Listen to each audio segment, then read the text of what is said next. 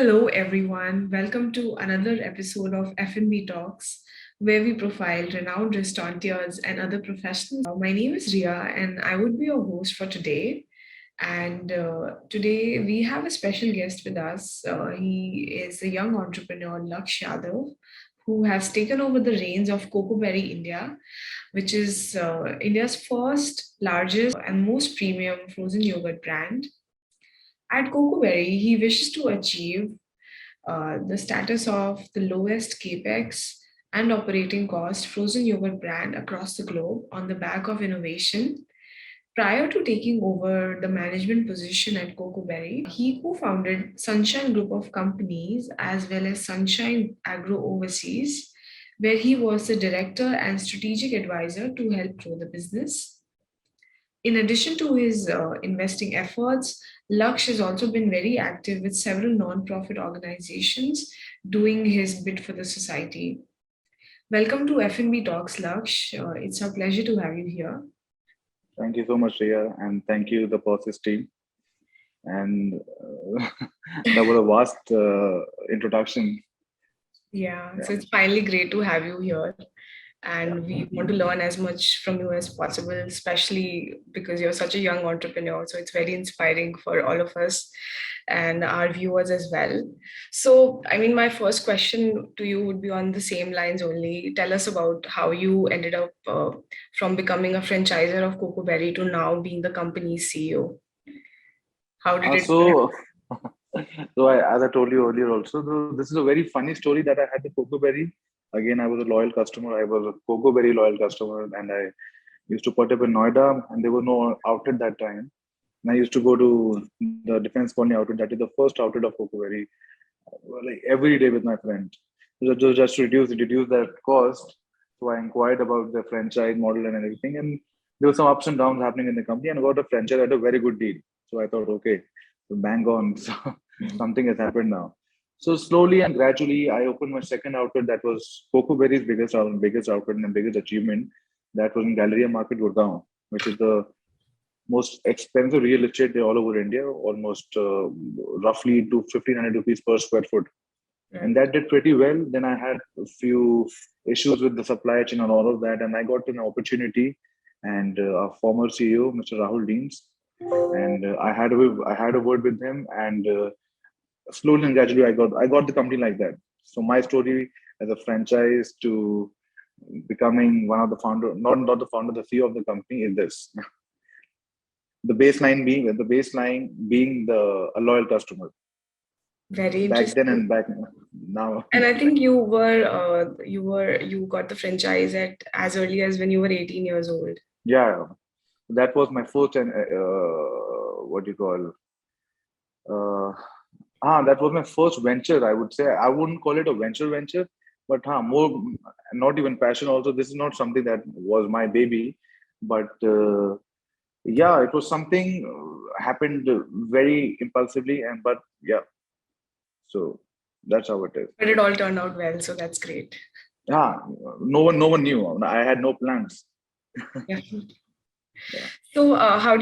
So, what's going to be your vision for the brand going forward, and how long has it been for you since you became the CEO of the company? Basically, it's been, I think it's my fourth year in the company right now. And the vision for the company is very strong because of our customers, because of the loyal customers. And Cocoberry would be expanding. You must have seen the article and everything would be right now expanding in North India and East India region. And by the end of 2021, December 2021, we'll be opening 25 more new outlets. Right, And half of them are company owned and half of them are franchise owned. right, And in the franchise owned also, we do a model called FOCO that everyone knows, the franchise owned company operated. And so that's my vision for the company right now, because the company had gone, was not, I wouldn't say a crisis at the time of COVID because everyone had that, but the company did cope up very well right, post COVID. Yeah. right, So this is the vision right now. And we are also planning some FMCG products for the company. The company has been doing something in the stealth mode for the past 2 years. And very soon, like in the Q4 2022 or maybe Q1 of 2023, 2022 or 2023, Q1 or 2023, we'll be launching few products. Okay. Okay. So could you maybe tell us more about those products if We are working toward the vegan side also because a lot of our market is niche. Like if I have four outlets in South Delhi, then I'd be having one outlet in North Delhi. So the customer placement is like that, and a lot of demand for vegan, gluten. So the product is already gluten free, but a lot of demand is coming for the vegan because a lot of people are lactose intolerant these days. Not because milk is bad, but due to the hybrid food they're having these days. So, and it's a trend setter also. And being Cocoberry, obviously not a dessert, a lifestyle meal product. So we have to be with the trend. So that's how the vision is, and there would and some products are in stealth mode that we cannot discuss right now because a lot of research and development is happening and everything back and then something is coming up, something is there or not. So right. that's how we'll be going ahead. Okay. So the next question was on the expansion strategy only. You mentioned that I recently read that you're going to open 25 plus more Yeah. stores by the Mhm. end of 2021. So what kind of cities are you targeting and how are you planning the expansion across India? So I would start with North India. So we the latest outlet that we are opening is in Srinagar, Jammu and Kashmir. We're already placed in Jammu. Srinagar is very strategic. So again, it's a franchise. Then because I'm talking about tier two, and Srinagar, like if you talk about geographically, is not tier two, but Right, if we compare to Delhi, Mumbai, Bangalore, so it is tier two. Then right, we're opening five outlets in Dimapur and two are almost ready. Then we're opening in Kolkata. So this is how we're expanding right now. We're taking it slow. We don't have a franchise team. We don't market. We don't go to any sort of franchise events. So this is all word of mouth marketing. And the franchise are coming up. We do a proper quality check.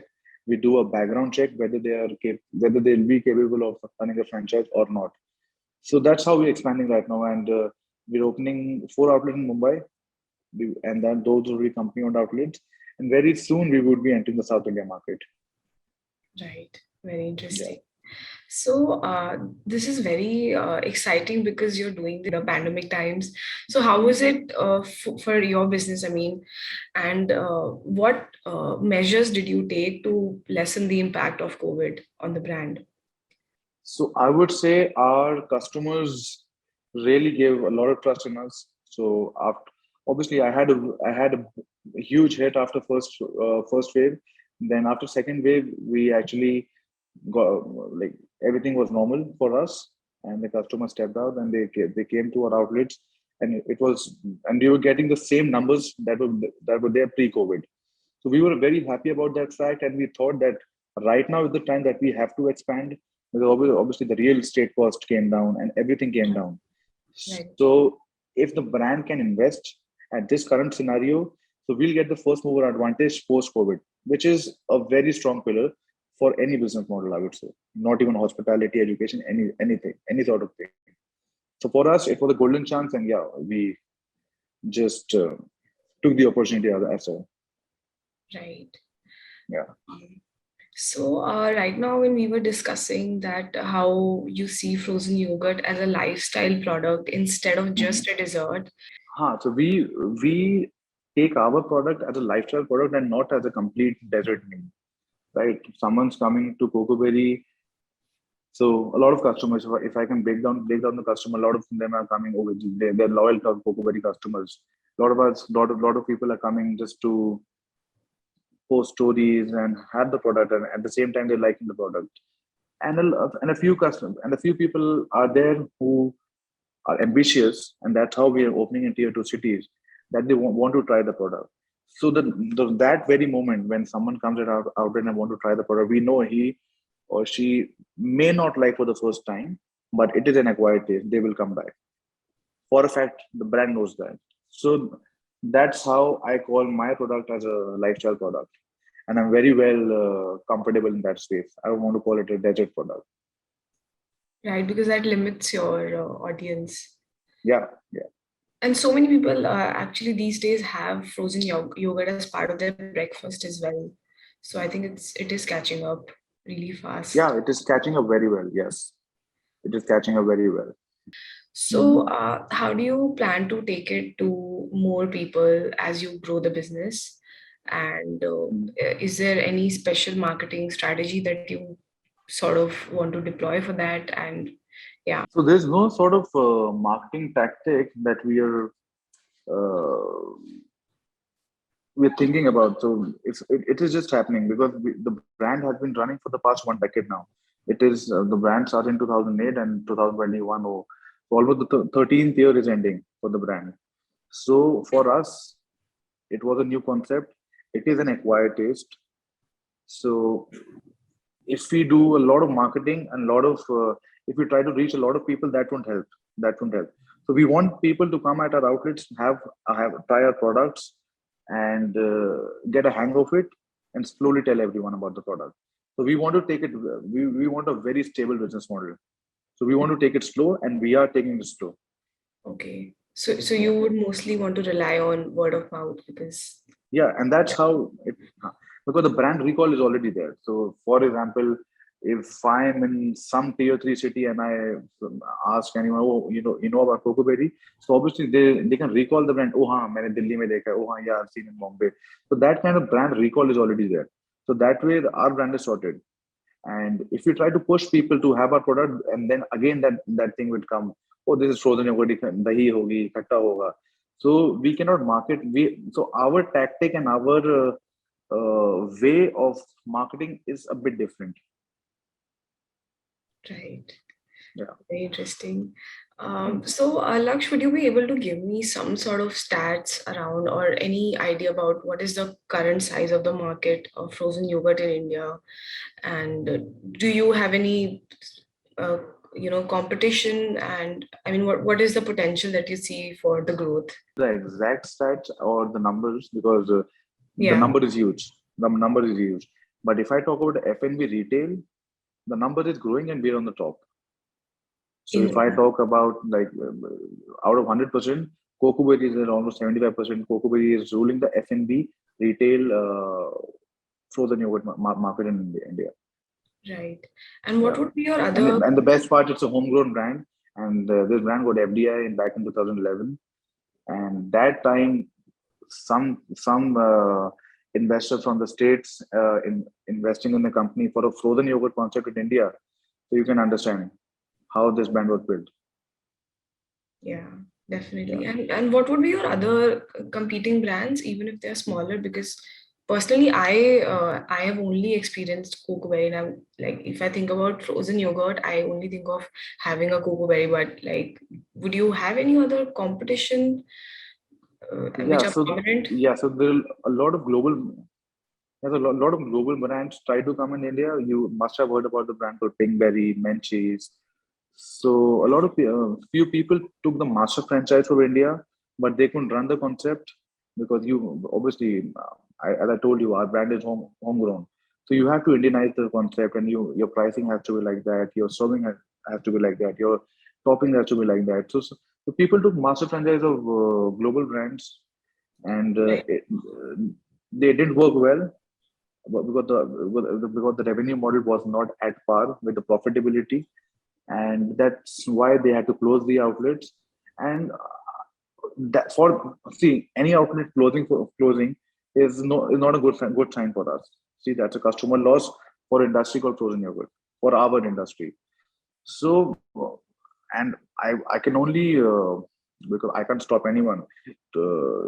Anyone can have a frozen yogurt brand, so that is not the case. But if anyone is opening outlet anywhere, so they have to run the outlet for at least 6 months.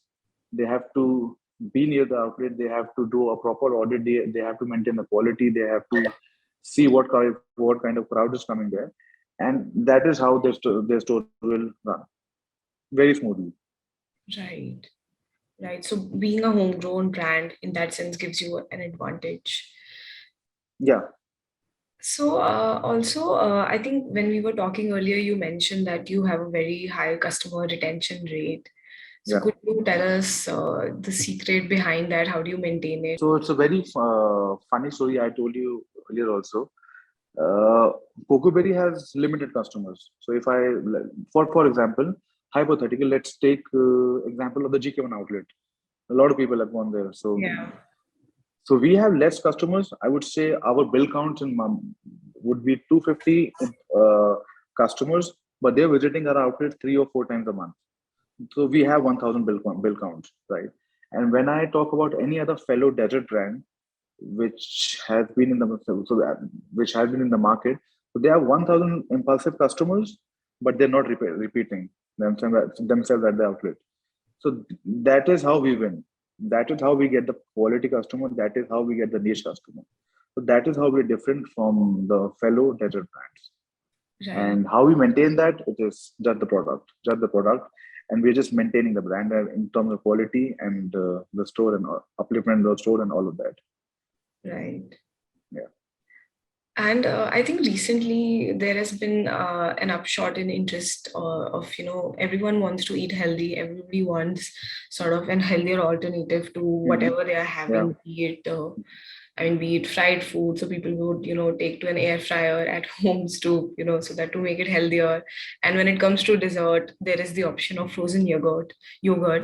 So recently, have you seen any change in, more customers coming in because your product is healthier than a usual dessert that people have? I have. Maybe this can be the hidden catalyst why we got success post COVID. This could be one of the reasons. And obviously, the healthy gimmick, healthy marketing gimmick is always there in the market. Yeah. So a phase can't, everyone has a phase in their life, maybe every week that they have that they want to have a very healthy regime. Then they try to find the healthy lifestyle brands, and that's how we're running. So that's sort of helping you as well. So, any other thoughts? Anything that you wish to add to this conversation? And also, I wanted to ask you, what would be your message for the F&B industry and those restaurateurs which are still looking for inspiration to continue in this business, even though it has been hard for the past couple of months? Any message that you have for our No, customers? my message would be straight. So if I talk about this industry, just maintain your quality. Just be patient and have good staffing, have a good backward integration, have a very good supply chain, and then you just whenever you have sorted out all of these parameters, you just sit back and relax and just see how the game is rolling. So very basic game, but needs consistency. That's all. Great, great. Thank you so much. Thank you so much for your time, Laksh. And Thank it you was so much. lovely Thank you, speaking dear. to you.